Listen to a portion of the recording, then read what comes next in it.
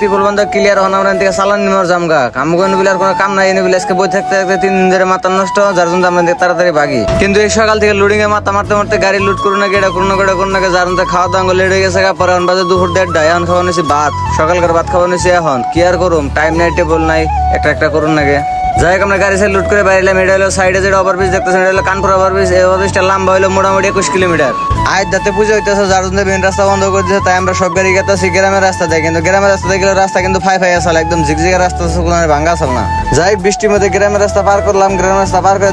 আমরা দুইটাই পুরো খাইতেছি চা সন্দেশ ও গাইস কি মজা